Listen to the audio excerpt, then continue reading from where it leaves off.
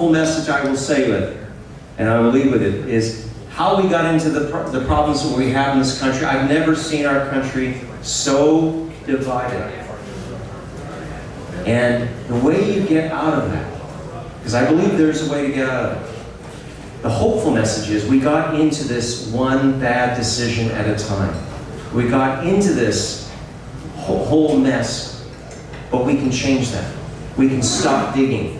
We can start to get ourselves out. And you do that by bringing new people in, ones that will do exactly what Greg is doing right now. He's already door-knocked through the whole riding once. He's about 2/3 through the whole riding twice. He's told me, folks, that he's going to get this, he wants to have a door-knock through 4 times. And I keep telling him to be ready, because we may finally see where Jagmeet and the Bloc and the Conservatives take this Prime Minister down, and he's going to have to be ready. So we're going to need your help to make sure we get those 4 passes of the riding before we take down Justin Trudeau.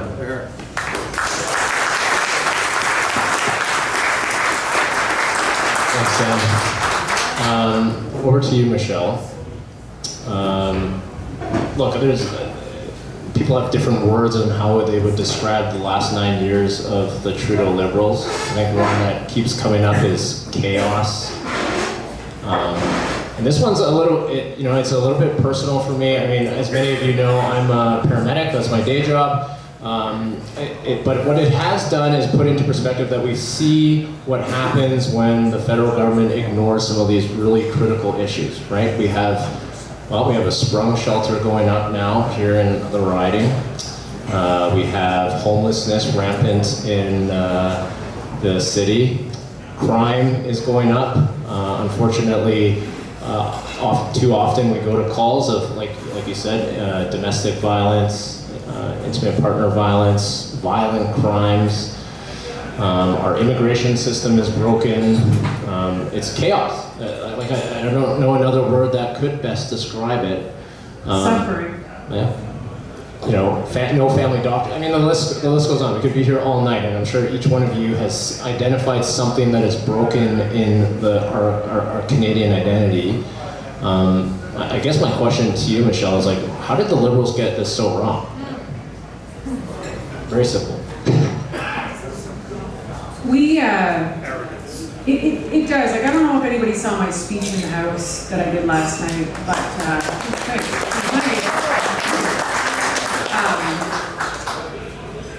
it really does feel like everything's on fire. And it's a heavy thing, A lot of people don't see Pierre the way we get to see him every week.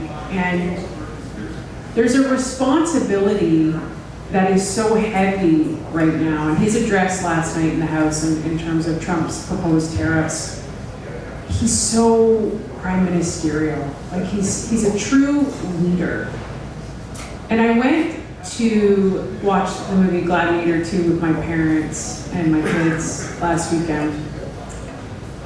And it felt so relevant to right now. And I was watching it, and I was like, the people really need a gladiator. Pierre said something to me one time, and it really stuck. Nothing under the sun is new. History, we've been here before, where empires fall and things are in chaos, and it is bad. And when you watch Gladiator 2, the first one's great too, but in the second one there's these twins. I don't want to give away everything, but they're like narcissists, they're terrible people. And character really matters when you're a leader. What is your intention at your core? And Pierre is really a gladiator, because what Dan said, it's he truly is fighting and standing up against the evil that has taken over, the corruption,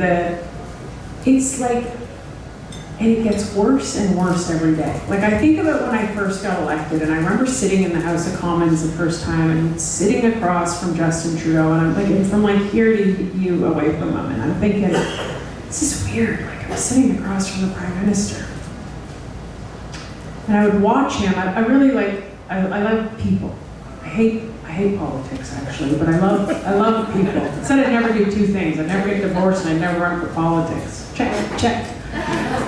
And I remember watching him and being like, what is wrong with this guy?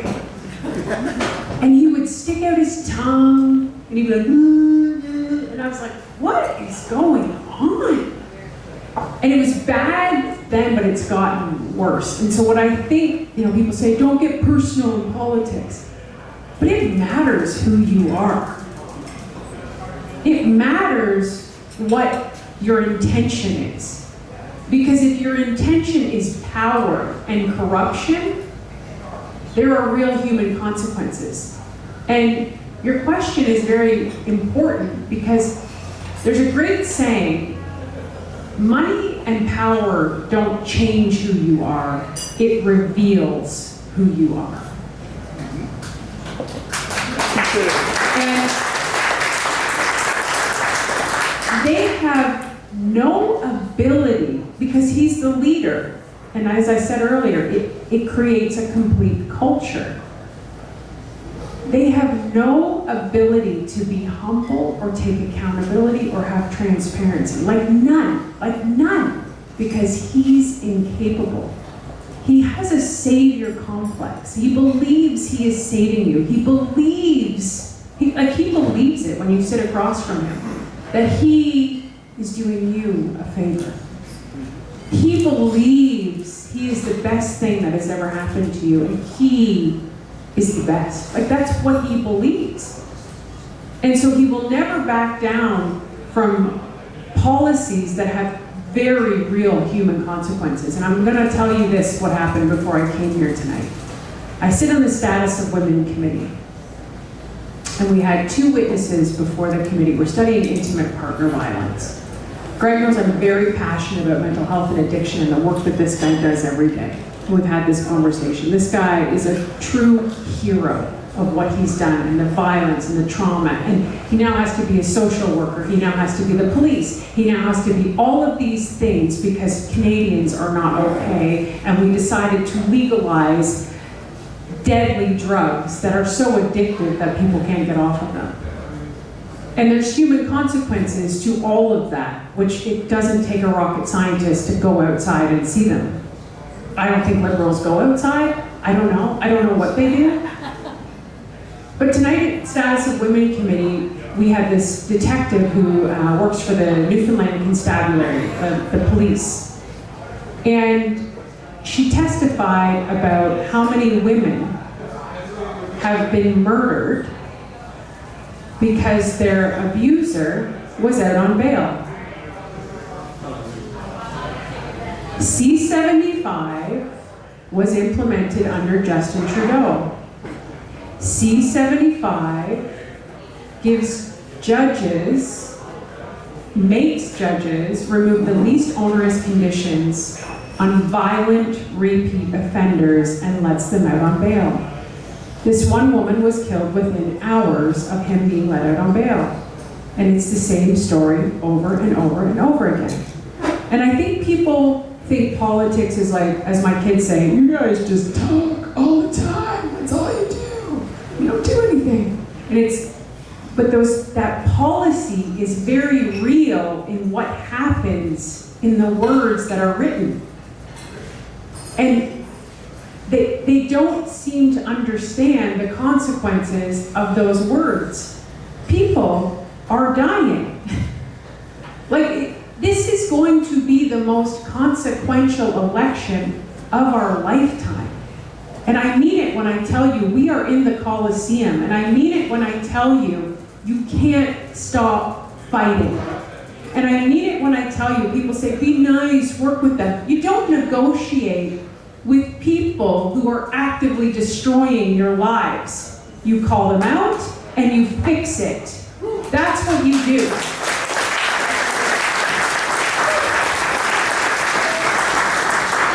So Greg, how did we get here? We got here because some guy showed up with a name that people thought was going to be great. And many people thought this guy was going to be okay. many people. And he's not. And a weak prime minister creates weak ministers and weak MPs who stand beside him and prop him up, and it creates a weak country. But the gladiator is here, I assure you. And do not let Jagmeet Singh off the hook, because he is as equally guilty as that guy. They are two peas in a pod. You're here. Thank you, Michelle.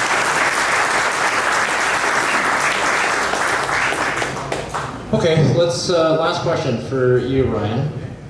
We've hinted at it a little bit before here.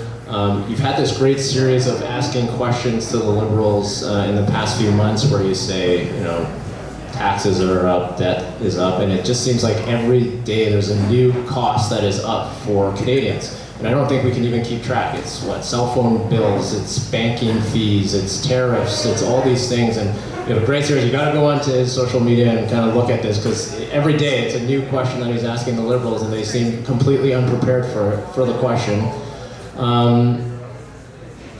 Set us straight. I mean, what's a common sense conservative government? What are some of the solutions that we'll be looking at to make sure that everybody here in this room, everybody in Canada, has a government that prioritizes affordability, consumer, you know, the power is given back to the consumer, that there's competition. I mean, what are you seeing, and what are you kind of advocating for behind the scenes?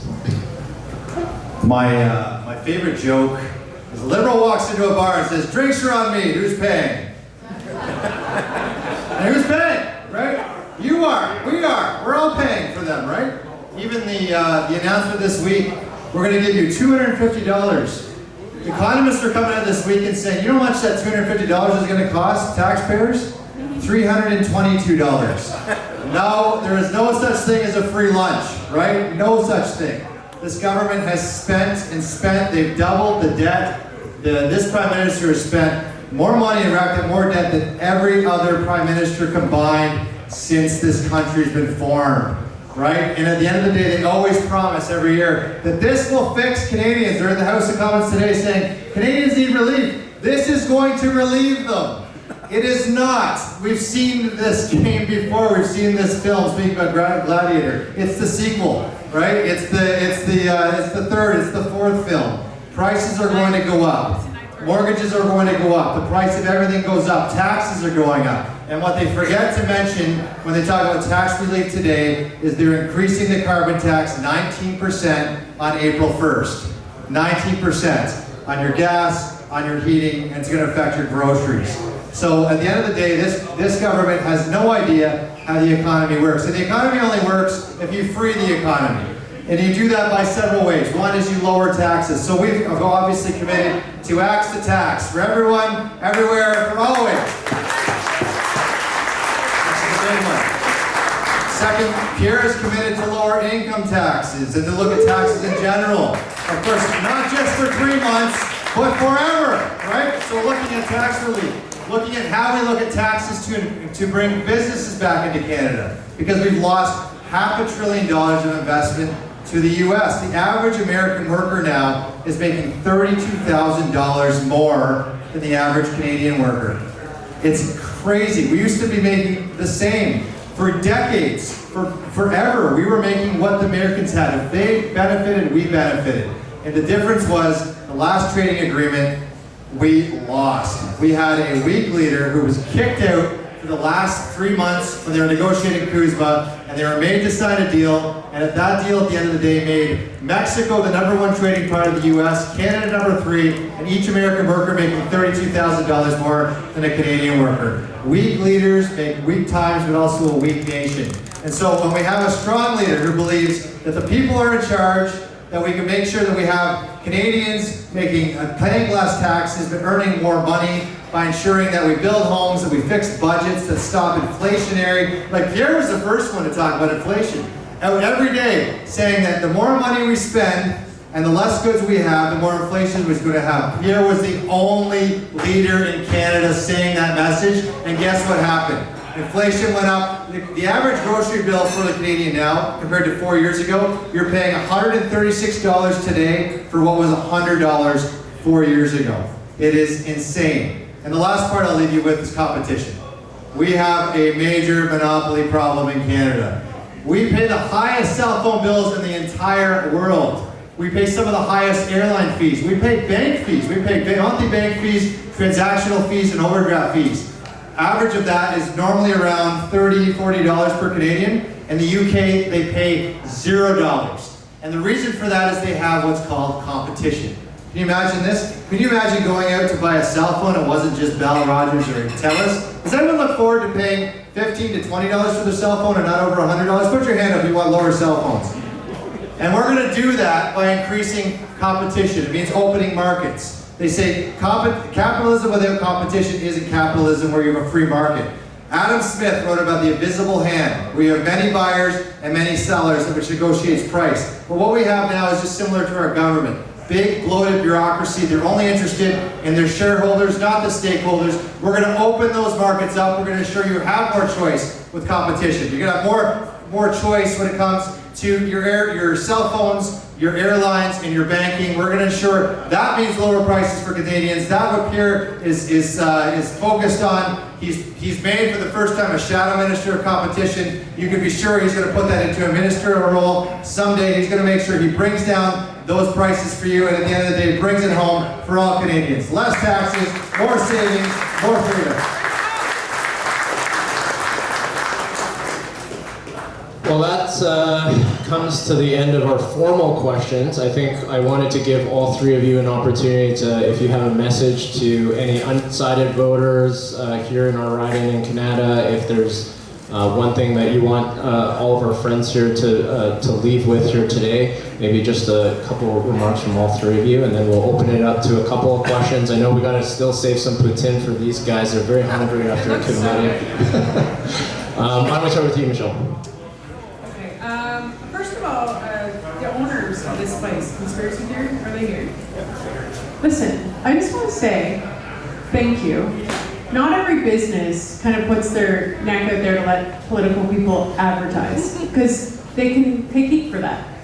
And I just want to say I think it's super cool. Your place is super cool, and I think it's really cool that you did this. So here's your business owners.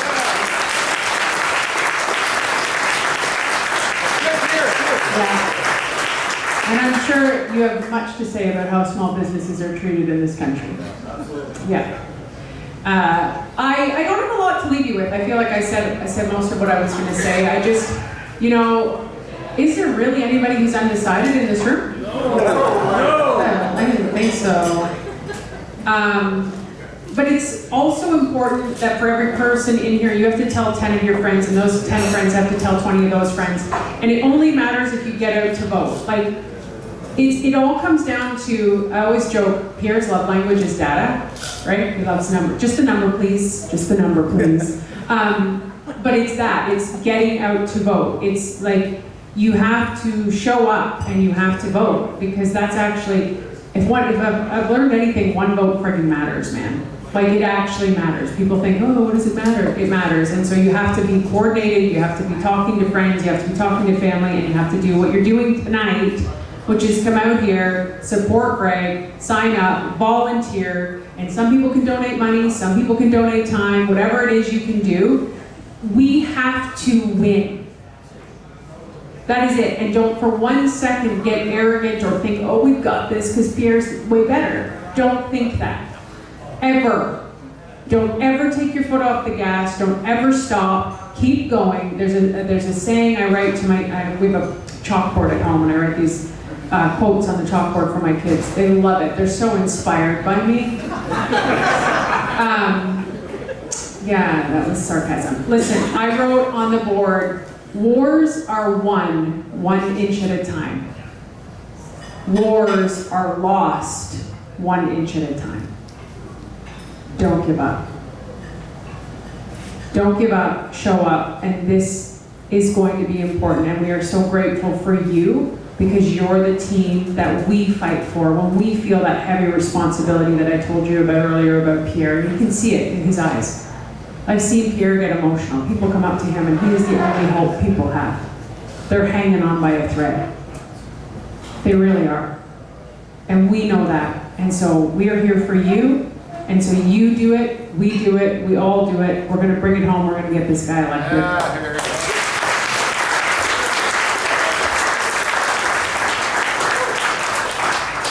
Look, we live in the greatest country in the world. There's no question. I know Greg wearing one in his lapel. I wear a Canadian pin every day. We know what we've got here. You look across the world, you talk to people across the world. We talk about how bad it is here. It's really bad across the world. But we're here to make it greater. All right, we know the potential that's here. I always talk about in trade that we're in third base and we act like we hit triple, right? We have everything we could ever imagine here. Any country in the world would trade places with us. We've got the natural resources. We've got the ability to make tremendous wealth. We've got the land, the ability to go live anywhere. We've got lakes, we've got streams, we've got rivers, we've got waterways. We're close to the US, but we're not the US, right? We're Canada. And the best part about that is Canada, when it comes to making our country better, it's giving that power back to the people. It's recognizing that we need to have pride in our country once again. It's the ability to know that with the right leader, we can be just such this incredible nation that puts people first and puts families first. And I remember why I ran. It's because of my children and others, because I want my children to have the best opportunities, to be able to go get a good job that makes a good wage with low taxes, to live in a safe neighborhood free of crime. And that's what the message of Pierre Poilievre is to all of you. And even at the end, when he's in the height of this in the House of Commons, he'll even quote a liberal, Wilfrid Laurier, who said it best. He said, "Canada first, Canada last, Canada always. Let's bring it home. Let's just get this guy elected. Let's get Pierre elected. Let's get everything to make it happen."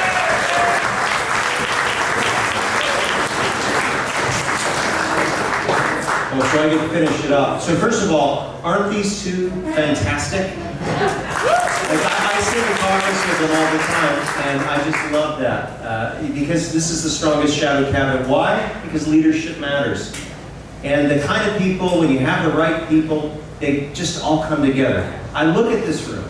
I am so jazzed that we have so many people here to support you, Greg. And I just want to do a quick shout out to Max and the whole team that goes door knocking, raining. I've gone to them 3 times, and it's been raining out, and they don't stop. Why? Is because they believe in Greg. Let me tell you why I believe in Greg. I've had many chances.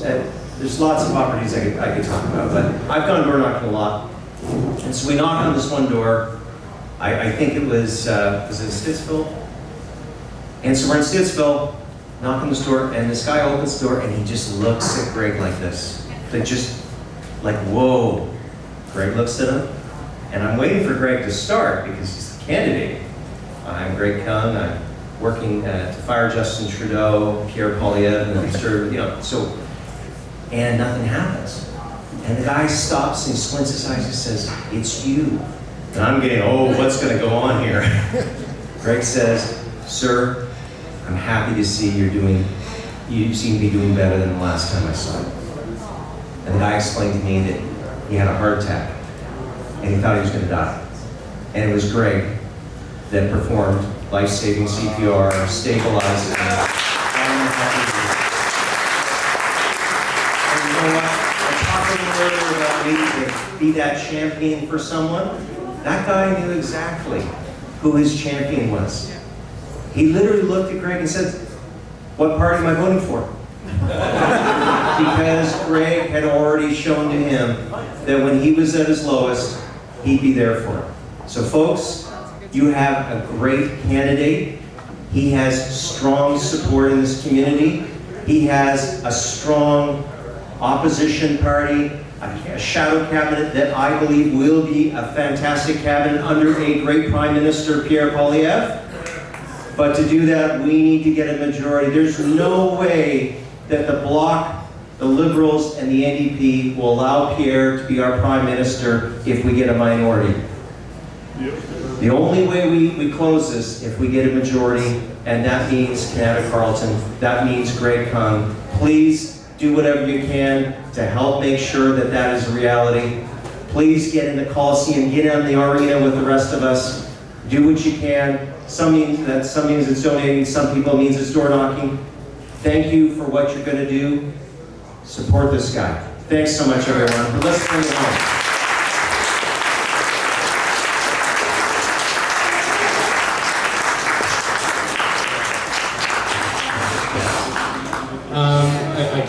want to take a couple questions? I don't know.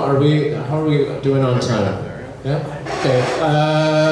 Yeah. Let's take a couple questions from the floor, and then we'll have some time to kind of just mingle around. Josh, do you want to take the mic and?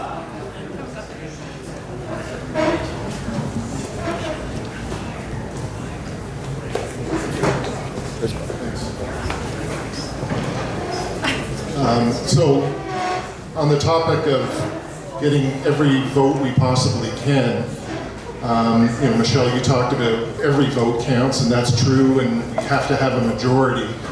And with the left having moved so much further left in Canada, we're leaving this segment of center-left classical liberals in Canada who some may have open their eyes to what's happened over the last 10 years, but some may be blissfully ignorant. If they're following legacy media, they're going to get the exact opposite message from what you all are delivering, the truth today. So what techniques are the Conservative Party or each of you individually using to try and reach out to those people? I mean, I guess going to everybody's door is one strategy, but you can't leverage legacy media. And so how do you, and in fact they fight against you, they do everything they can to push back. So what can you use to garner every single one of those votes, especially that classical liberal segment that's sort of sitting there, right, for converting over? I wish I had an apple right now, because I would chew it and I go, who said that? Who? No, I'm referring to Pierre's interaction with the media. You know what? Listen, I will tell you this. The pendulum has shifted and it continues to shift, and that is why it is so important to keep your foot on the gas and stay disciplined in the messaging of the economy. Pierre Poilievre single-handedly switched the conversation of the carbon tax. Single-handedly. Pierre Poilievre single-handedly took safe supply and everybody was like, yeah, I think it's great. It is a failed experiment that is killing people. Pierre Poilievre, yes, you can laugh, that is what it is. He has switched the narrative because he's so disciplined and he is such an effective communicator. And so what we all have to do in terms of being that army is stay on that message. And what we saw in the American election, for anybody who follows sort of TikToks or Instagram or social media, is you saw this like giant wave of people being like, I don't care who you sleep with and what you do, I need to afford my groceries. And that sticks with everybody because we don't have a point, and that's really, that's what people care about. And so I think, to your point, the economy, I can't stress that enough because it is the ultimate social issue. The first thing to go in society is the social programming, right? Your healthcare is a disaster. Your social programs are a disaster because there's no money. Because it's spent on a $1 billion green slush fund to pay liberal insiders. It's paid to $85 million of an Arrive scam app. It's paid to study Peruvian rock music. Like, what? So I think it's just having these honest conversations and showing up and sharing. People that, I worked in media before I was in politics, and it used to be you had 4 ways to get your information. Those days are long gone, and now the people have the power of social media, and they have all these different ways to consume information. Share that information, have these conversations, ask people when you're out. You don't have to be combative with your friends and family. You don't have to not speak to your family again because they're like, well, I don't know. Okay, well, what are you happy with? Like, are you happy with how things are? Do you want to keep voting for the same thing? Like, you think things are okay? And push that. And I think those are the conversations, and but I have seen it when I watch the media because they have no choice anymore. They have no choice. It is so bad. Even this $250 check, like the former governor, I can't remember his name. Dodge. Yeah, thank you. He was on Power Play with Vashi being like, this is bad. This is bad. And it's like they can't get anything right now. So